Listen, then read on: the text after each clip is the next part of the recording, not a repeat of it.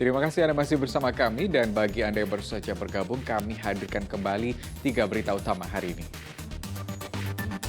Karyawan tempat hiburan malam di Boyolali dianiaya sekelompok orang diduga anggota TNI terlibat. Terguncang tanah bergerak, puluhan rumah di Banjarnegara rusak, bahkan nyaris roboh.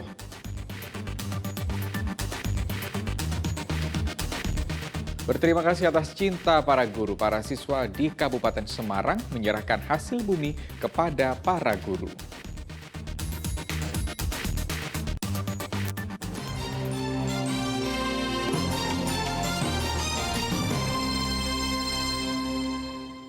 Sejumlah karyawan tempat hiburan malam di Kabupaten Boyolali dianiaya sekelompok orang hanya gara-gara tidak mendapat ruang karaoke lantaran sudah penuh. Di antara pelaku diduga terdapat anggota TNI. Sekelompok orang mengamuk dan menganiaya karyawan karena tidak mendapat ruang karaoke di salah satu tempat hiburan malam di Jalan Perintis Kemerdekaan, Kabupaten Boyolali. Dari rekaman CCTV milik tempat karaoke, para pelaku awalnya merusak meja resepsionis begitu mengetahui ruang karaoke telah penuh. Karena tidak puas, mereka kemudian memaksa mengecek langsung ruang karaoke di lantai 2. Namun begitu turun, para pelaku makin brutal, sehingga menganiaya 5 karyawan. Pengelola karaoke telah melaporkan kasus ini ke Polres Boyolali. Salah satu pelaku dikenali sebagai anggota TNI karena menjadi tamu langganan. Dua orang yang datang untuk menanyakan room. Nah, ternyata kan di kita kan roomnya udah penuh. Dan dia marah-marah, langsung naik, meng-cross-check roomnya itu beneran penuh atau enggak. Udah didampingi sama satpam, dia turun marah-marah, terus melakukan pengerusakan meja kasir ini. Terus selain pengerusakan, apa yang dilakukan mereka? Nah, jadi 2 orang itu setelah pengerusakan sama satpam disuruh keluar. Dan ternyata keluar, habis keluar dia membawa temennya lagi masuk untuk ngamuk-ngamuk di sini. Menganiaya karyawan. Menganiaya. Berapa ya mas yang dipukul itu? Atau itu yang dipukulin itu kita karyawannya 5, korban itu ada 5. Di penyidik Satreskrim Polres Boyolali akan menindaklanjuti dengan melaksanakan rangkaian kegiatan penyelidikan untuk mengumpulkan keterangan para saksi, kemudian mengumpulkan barang bukti dan petunjuk-petunjuk lainnya yang akan mendukung untuk pembuktian kejadian tersebut. Sebagai bahan nanti kita lanjutkan ke tahap selanjutnya.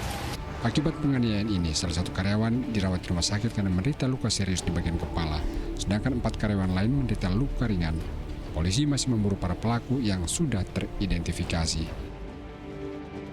Yulianto melaporkan dari Kabupaten Boyolali. Ya, polisi menggerebek sebuah rumah kos di kawasan Genuk, Kota Semarang karena memproduksi uang palsu. Uang palsu diedarkan pelaku di warung-warung Tegal karena dianggap tidak mudah dicurigai pedagang. Jajaran Satreskrim Polrestabes Semarang menggerebek rumah kos di kawasan Genuk, Semarang, Rabu siang. Penggerebekan atas informasi pengedar uang palsu bila produksi uang palsu dilakukan di tempat ini. Dari sini polisi meringkus Marcelino Haryanto yang berperan sebagai pencetak uang palsu.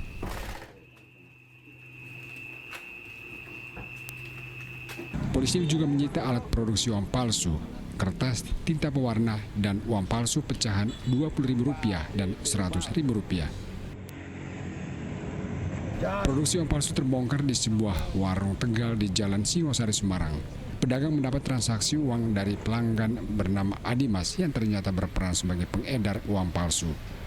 Produksi dan pengedaran uang palsu sudah berlangsung selama 10 bulan dengan keuntungan para pelaku mencapai Rp40 juta.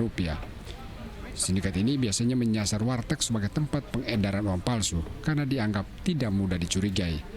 Selain diedarkan di warteg, pelaku juga menjual uang palsu melalui platform Telegram. Diterbitkan laporan polisi terhadap mereka dengan tersangka 2 orang, di mana Adimas berperan untuk membeli uang cetakan palsu yang dari Atalarik, kemudian tugasnya mengedarkan, sedangkan Atalarik membuat dan mengedarkan juga. Jadi kita terbitkan 2 laporan polisi model A terhadap masing-masing tersangka. Kedua tersangka dijerat dengan Undang-Undang Nomor 7 Tahun 2011 tentang mata uang dengan ancaman hukuman pidana paling lama 15 tahun. Agus Hermanto melaporkan dari Kota Semarang.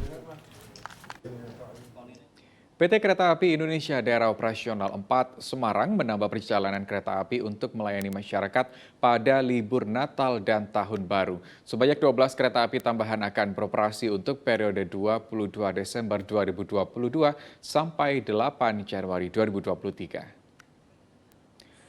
Dengan bertambahnya 24 perjalanan dari dan ke kota Semarang, maka tersedia 360.000 tiket tambahan ke sejumlah kota seperti Jakarta, Surabaya, Bandung, dan Yogyakarta. Sejak dibuka pada 7 November lalu, sudah 9% atau sebanyak 50.000 tiket yang terjual. Diprediksi, angka penjualan tiket akan semakin naik mendekati libur Nataru. Warga diimbau untuk segera membeli tiket jauh-jauh hari. Warga juga harus mempersiapkan syarat perjalanan kereta api, diantaranya penumpang usia 18 tahun ke atas sudah divaksin ketiga. Sementara penumpang usia 6 sampai 17 tahun telah divaksin dosis kedua. Hal ini sesuai surat edaran Kementerian Perhubungan nomor 84 tahun 2022. Bagi pelanggan, kami himbau untuk merencanakan perjalanan liburnya jauh-jauh hari, dan tiket kereta api sampai dengan saat ini juga masih tersedia. Ditambah lagi ada kereta api tambahan. Ya, untuk syarat naik kereta api sendiri, PT Kereta Api terus patuh dan taat pada aturan yang diberikan oleh pemerintah mengacu pada surat edaran Kementerian Perhubungan nomor 84 tahun 2022. Sebanyak 1.500 peserta dari 31 negara mengikuti Kongres Ulama Perempuan Indonesia kedua. Kongres yang digelar di Kota Semarang ini bertujuan untuk meneguhkan kembali peran perempuan dalam membangun kebijakan ramah serta melindungi jiwa perempuan.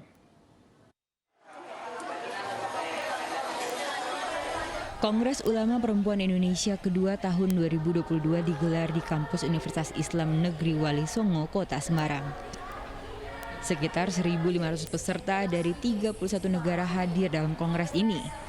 Mereka berasal dari Kanada, Mesir, Finlandia, Prancis, Jerman, Hong Kong, India, Kenya, Malaysia, Belanda, Inggris, hingga Amerika Serikat. Melalui rekaman video, Wakil Presiden Indonesia Ma'ruf Amin mengapresiasi kegiatan Kongres Ulama Perempuan dalam mendorong peran perempuan di keluarga dan di tengah masyarakat, khususnya dalam dakwah dan penyampaian ilmu pengetahuan. Ma'ruf pun bangga karena banyak ulama perempuan tanah air yang berjasa mengangkat martabat umat dan negara. Saya menyampaikan apresiasi atas seluruh perjuangan oleh ulama perempuan Indonesia. Semangat keislaman, nasionalisme, kemanusiaan, dan integritas ulama perempuan terdahulu sepatutnya terus kita kobarkan. Direktur Aman Indonesia mengajak umat muslim untuk memberikan perhatian kepada perempuan khususnya yang menjalankan peran sebagai ulama. Lewat kongres ini bisa menyatukan visi misi perempuan untuk menciptakan peradaban yang berkeadilan serta meneguhkan kembali peran perempuan. Ingin mengajak untuk menata kembali masa depan umat muslim ini agar lebih berkeadilan dan juga lebih memberikan perhatian kepada perempuan khususnya dalam rangka mengakui peran ulama perempuan. Wakil Gubernur Jawa Tengah yang membuka kongres mendukung penuh peran perempuan dalam memajukan negara terutama bagi ulama perempuan. Ini akan membuat atau membuka wawasan peradaban yang sebenarnya Islam itu membawa peradaban itu. Bagaimana Islam mengangkat martabat perempuan, menempatkan perempuan untuk ikut andil dalam keputusan-keputusan penting. Kongres akan berlangsung selama 3 hari dan akan ditutup pada 26 November mendatang di Jepara. Ali Muftagirin melaporkan dari Kota Semarang. Ya, kita ke informasi lain, sejumlah orang tua siswa di Kabupaten Semarang memberikan hadiah mengejutkan untuk para guru. Mereka memberikan hadiah hasil bumi, sayur, dan buah sebagai bentuk terima kasih kepada guru yang telah membimbing anak mereka. Guru-guru di Sekolah Dasar Negeri Sugihan 3, Kecamatan Tengaran, Kabupaten Semarang terkejut dengan kehadiran sejumlah orang tua siswa di sekolah. Para orang tua siswa ini sengaja datang memberikan hadiah berupa hasil bumi, sayuran, dan buah. Pemberian hadiah ini sebagai ucapan terima kasih karena telah mendidik anak mereka, apalagi tepat 25 November merupakan Hari Guru Nasional. Para siswa pun juga meramaikan acara dengan menyanyikan lagu Himne Guru.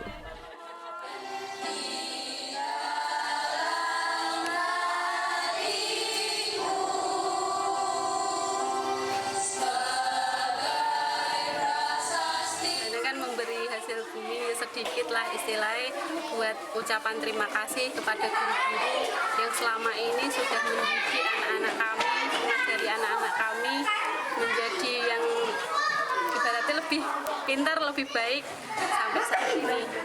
Ya, kami ingin mengucapkan terima kasih kepada Pak Guru dan Bu Guru karena sudah mendidik kami dengan sabar, dengan seru dalam peringatan Hari Guru Nasional. Saya juga mengucapkan terima kasih atas kepedulian wali murid kepada sekolahan SD Sugan ini. Nggak menyangka Bu ya, di Hari Guru ini mendapatkan kejutan dari orang tua Bu ya? Iya, tidak menyangka. Tidak ada rencana dan tidak ada kabar apa. Tadi pagi tidak ada apa-apa. Hari Guru Nasional yang diperingati setiap 25 November merupakan hari ulang tahun Persatuan Guru Republik Indonesia atau PGRI. Dengan mengusung tema serentak berinovasi, wujudkan merdeka belajar, guru diajak untuk terus berkembang hingga bisa mencetak pelajar-pelajar terbaik bangsa. Yulianto melaporkan dari Kabupaten Semarang. Ya, masih memperingati Hari Guru, jika biasanya lomba pidato menggunakan bahasa asing, di Kabupaten Klaten ini cukup berbeda. Panitia mengadakan lomba pidato dalam bahasa Jawa dengan peserta bukan siswa, tetapi para guru.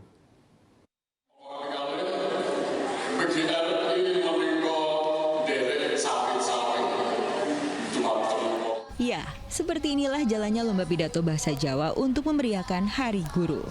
Di wilayah Karanganom, Kabupaten Klaten, ada 39 guru yang mengikuti lomba. Mereka datang dari jenjang taman kanak-kanak hingga sekolah menengah atas. Setiap peserta memiliki waktu kurang lebih 10 menit untuk menyampaikan pidatonya. Agar semakin terasa nuansa Jawanya, busana yang digunakan juga bertema tradisional.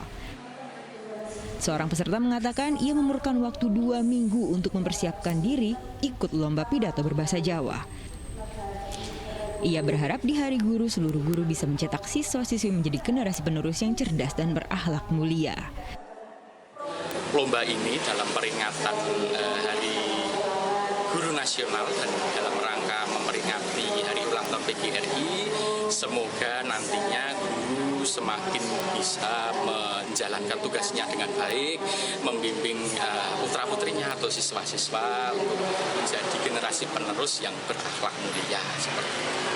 Selain untuk seru-seruan, lomba pidato berbahasa Jawa juga bagian dari upaya pelestarian budaya. Dari tingkat TK atau PAUD, SD, SMP, SMA. Kenapa lomba pidato bahasa Jawa yang dipilih? Pertimbangannya apa?